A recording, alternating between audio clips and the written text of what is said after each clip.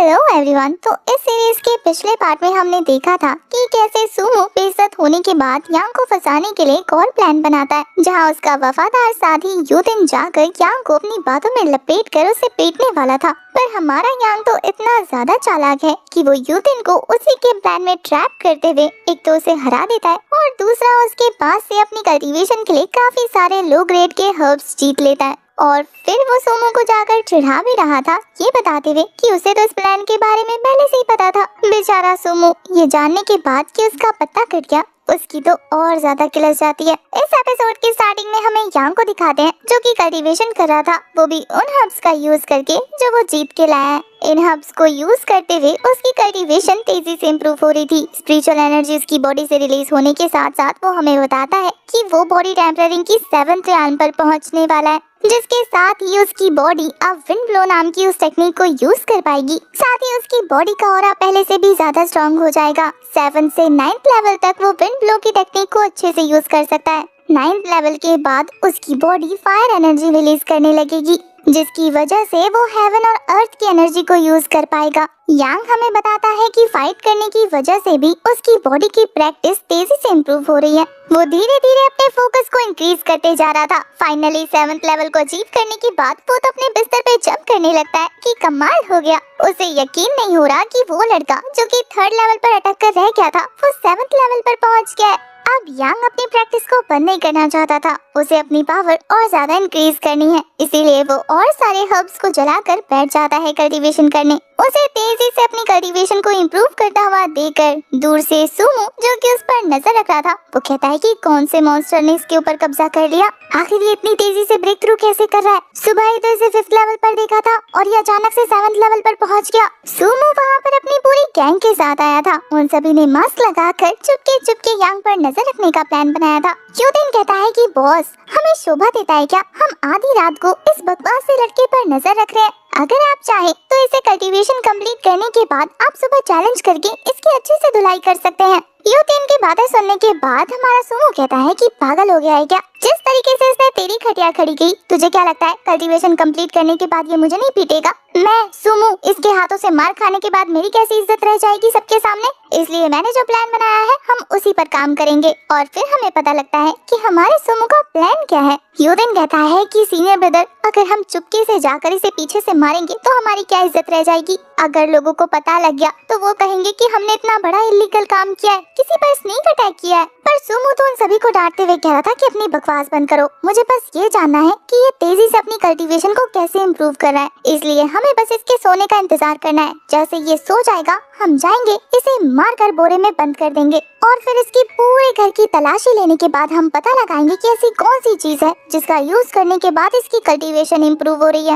वो उन सभी को अभी भी डरता हुआ देखकर कहता है कि फिक्र मत करो, मेरे ग्रैंडफादर 2nd एल्डर है, इसलिए जो कुछ भी होगा मैं उसकी रिस्पॉन्सिबिलिटी ले लूंगा। अगर किसी को भी पता लगा तो तुम मेरे ऊपर इल्जाम लगाकर पीछे से निकल जाना, ठीक है? अब ये सुनने के बाद तो उसके चमचे रेडी हो जाते हैं, लेकिन उन्हें खुद पर कॉन्फिडेंस अभी भी नहीं था। वो सभी आपस में डिस्कस करते हुए कह रहे थे कि क्या तुम्हें लगता है कि तुम सभी यांग को पीट सकते हो? वो सभी लोग तो एक साथ अपनी गर्दन नाम में हिलाते हुए मना करने लगते हैं। काफी देर तक वेट करने की वजह से सोमो को लग रहा था कि यांग सो गया है, इसलिए वो अपने 2 चमचों को आगे भेज कर कह रहा था कि जाकर चेक करो कि वो सोया है या नहीं, और अगर सोए तो उसे पीट कर लाल कर देना। वो दोनों आगे तो बढ़ते हैं, लेकिन जैसे ही यांग के घर के आगे पहुँचते हैं वहाँ जाकर बेहोश हो गए थे। यहाँ सोमो को समझ नहीं आता कि आखिर ये दोनों बिना किसी अटैक के हिट होकर गिर कैसे गए। पर यूतिन का दिमाग बहुत तेज था, वो समझ आता है कि ये दोनों चमचे एक्टिंग करें ताकि उन्हें जाकर यांग को पीटना ना पड़े। वो तो कहता है कि ब्रदर आप आगे मत जाइए, हो सकता है कोई खतरा हो, मैं जाकर चेक करता हूँ। और फिर वो ये कहते हुए आगे बढ़ने लगता है कि मुझे भी एक्टिंग करनी होगी, वरना तो ये मुझे फंसा देंगे। वहाँ जाने के बाद वो देखता है कि सच में ये दोनों एक्टिंग कर रहे हैं, तो वो भी ऐसे एक्टिंग करने लगता है जैसे कि वो किसी पॉइजनस गैस से इफेक्ट हो गया हो। वो कहता है कि सीनियर ब्रदर यहाँ से चले जाइए, वरना आपको भी ये गैस इफेक्ट कर देगा।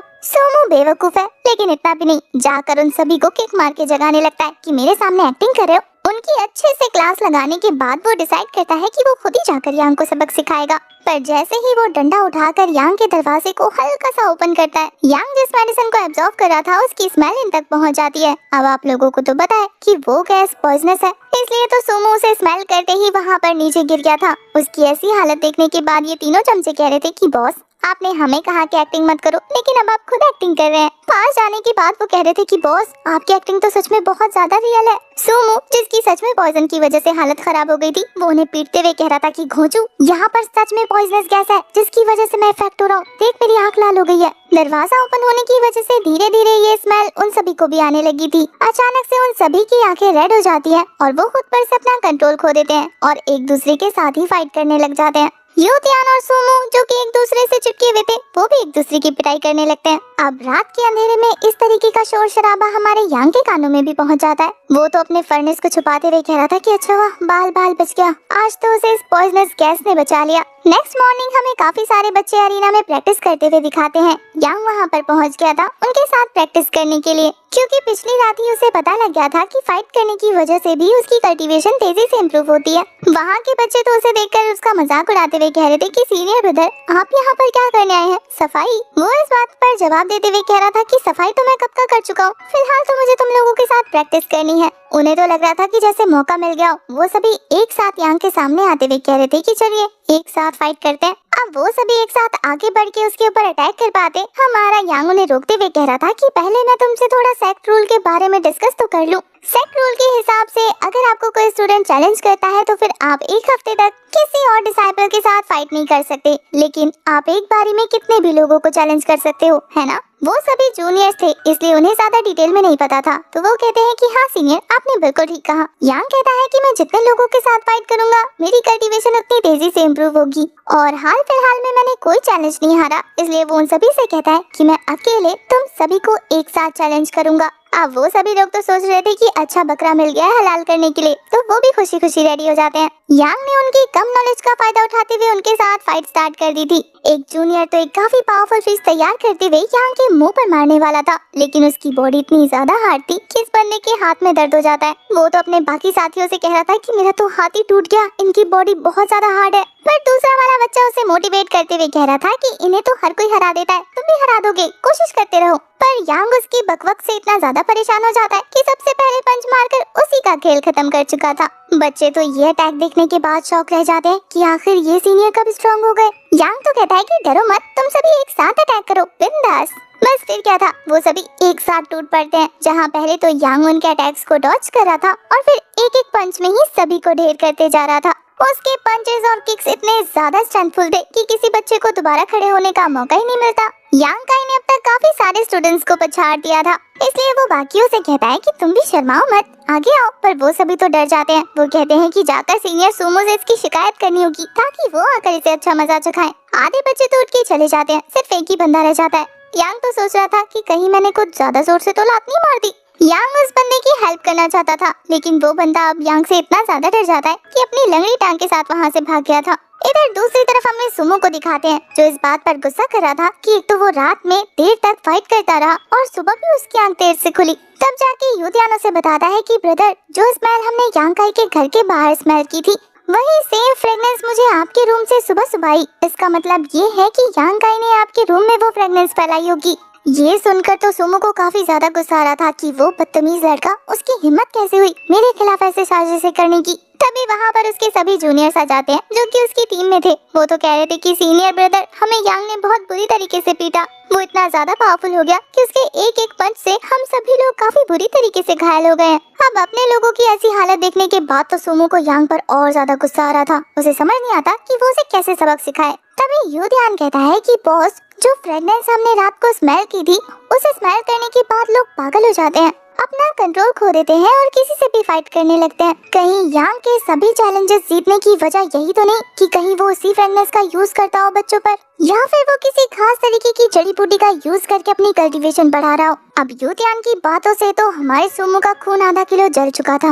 उस पर तो वो लंगड़ी टांग वाला डिसाइपल आकर कहता है कि बॉस, आपको हमारे लिए उस यांग से बदला लेना होगा। ये सभी तो ऐसे बिहेव कर रहे थे जैसे कि जंग में शहीद होकर आए हो। सुमो तो दांत पीसते हुए कह रहा था कि मैं उस कमीने को जान से मार दूंगा। यहाँ यूतियान, जो कि उन सब में सबसे ज्यादा समझदार और थोड़ा बेवकूफ भी है, वो अपने मन में सोच रहा था कि यांग काई की स्ट्रेंथ तो बहुत ज्यादा बढ़ गई है। अब तो मेरे पास बचने का कोई रास्ता नहीं, क्योंकि उसने मेरा चेहरा भी देख लिया। इसका मतलब अगला नंबर मेरा है, मुझे ही कुछ करना होगा। तो वो हमारे सुमो के सामने आते हुए कह रहा था कि बॉस, मुझे लगता है कि ये दुनिया एक खेल है, कोई जीत जाता है, कोई हार जाता है। हमें इस बात को जाने देना होगा अपनी किस्मत समझकर। ज्यादा गुस्सा हमारी सेहत के लिए अच्छा नहीं। आपको गुस्सा थूक देना चाहिए। गुस्सा थूकने की बजाय तो उसका गुस्सा इसकी बातें सुनने के बाद बढ़ता जा रहा था। वो उसकी कुटाई लगाते हुए कहता है कि अपनी बकवास बंद कर। अगर तूने एक लफ्ज और बोला ना तो मार मार के तेरी खटिया खड़ी कर दूंगा। अब मुझे ऐसा कोई प्लान बताओ कि सांप भी मर जाए और लाठी भी ना टूटे। मुझे उस यांग काई को अच्छा सबक सिखाना है। पहले तो यूतियान बहुत कोशिश करता है कि वो उसे रोक ले। वो कहता है कि सीनियर ब्रदर, गुस्सा हमारी सेहत के लिए सही नहीं है, थूक दो। पर फिर उसे भी समझ आ गया था कि उसके सीनियर ब्रदर बिना बदला लिए शांत नहीं होने वाले। इसलिए प्लान पूछने पर वो उसके कान में कुछ खुसफुसाता है, जिसे सुनकर वो कह रहा था कि क्या ये काम करेगा। उसके हाँ बोलने पर वो कहता है कि ठीक है, जो तुमने कहा है वैसा ही करना। नेक्स्ट सीन में हमें यांग को दिखाते हैं, जो एक क्लिफ के किनारे बैठकर यही सोच रहा था कि पिछले कुछ दिनों से वो सिर्फ 7th लेवल पर ही अटका हुआ है। पर खास बात ये है कि उस सोल स्टोन ने 4th लेवल को भी अनलॉक कर लिया, जिसकी वजह से उसे न्यू मार्शल आर्ट मूव्स मिले हैं, जिसका नाम ट्रू यांग सुए है। इसे प्रैक्टिस करने के लिए उसे ऐसी जगह पर जाना था जहाँ पर यांग एनर्जी ज्यादा हो। वो कल्टीवेशन मेथड इतना ज्यादा अच्छा है जिससे बॉडी की यांग एनर्जी धीरे धीरे इंक्रीज होगी। साथ ही उसकी बॉडी के डैंटियन से स्ट्रॉन्ग होंगे और उसकी बॉडी का कोर और भी ज्यादा स्पिरिचुअलाइज्ड हो जाएगा। ये बोलते हुए वो अपनी कल्टीवेशन को कंटिन्यू रखता है, जहाँ कल्टीवेशन करते हुए हम उसकी बॉडी के कोर को साफ साफ देख पा रहे थे, जो उसके पेट से उसके गले तक आ चुका था। इसकी वजह से उसकी स्पिरिचुअल एनर्जी काफी तेजी से एनहांस हो चुकी थी। वो तो बहुत ज्यादा अमेज फील करते हुए कह रहा था कि ये एनर्जी तो बहुत ज्यादा अमेजिंग है। ये मार्शल आर्ट मूव तो इतना काम का है कि मैं इसके बेनिफिट्स गिनवा भी नहीं सकता। इसे प्रैक्टिस करते हुए तो मेरी बॉडी अपर लिमिट तक पहुंच चुकी है। वो हमें बताता है कि ऑल्दो ये टेक्निक बहुत ज्यादा बेनिफिशियल है, लेकिन इसे प्रैक्टिस करना उतना ज्यादा ही मुश्किल है। वो तो सड़ा सा मुंह बनाते हुए कह रहा था कि अब मुझे कंटिन्यू करते रहना होगा, चाहे मुझे कितनी ही तकलीफ क्यों ना हो। लेकिन हाँ, ये पावर बहुत औसम है। ये बोलते हुए वो तेजी से आसपास की यांग एनर्जी को अब्सॉर्ब करने लगता है। ज्यादा यांग एनर्जी हो जाने की वजह से उसकी बॉडी जलने लगी थी। काफी देर तक ये अनबेरेबल पेन बर्दाश्त करने के बाद फाइनली उसकी बॉडी एक तेज एनर्जी रिलीज करती है, जिसके साथ ही वो तेजी से अपनी कल्टीवेशन को इम्प्रूव कर चुका था। अब सक्सेसफुली अपने लेवल को इंक्रीज करने के बाद वो काफी खुश था, लेकिन उसकी बॉडी गर्मी की वजह से तपने लगती है। उसका पूरा चेहरा रेड हो गया था। यांग की पावर इस बार इतनी ज्यादा एक्सट्रीम थी कि आसपास के पेड़ भी बुरी तरीके से हिल जाते हैं, जैसे कि कोई आंधी आई हो। यांग काई को पता था कि यांग एनर्जी की वजह से उसकी बॉडी बुरी तरीके से हीट अप हो जाएगी, इसलिए उसने खुद को ठंडा करने के लिए वहाँ पर पहले ही ठंडा पानी रखा हुआ था, तो वो उस बकेट में नहा लेता है। अपनी पावर को और भी ज्यादा तेजी से बढ़ाने के लिए ये लड़का बहुत ज्यादा डेस्परेट था। सूरज की रोशनी थोड़ी सी कम हो जाने के बाद वो सोच रहा था कि क्या मुझे नेक्स्ट डे का वेट करना होगा, क्योंकि सूरज की रोशनी की वजह से उसे प्रॉपर यांग एनर्जी मिलती रहेगी। ये बहुत ज्यादा जिद्दी है, इसलिए डिसाइड करता है कि वो छप्पर पर बैठेगा, जिससे उसे सूरज की रोशनी मिलती रहेगी। शाम तक अपनी कल्टीवेशन को कंटिन्यू रखने के बाद वो फाइनली थक कर सो जाता है, ये सोचते हुए कि चलो जैसे ही कल सुबह सूरज निकलेगा वो फिर से अपनी कल्टीवेशन को करने लगेगा।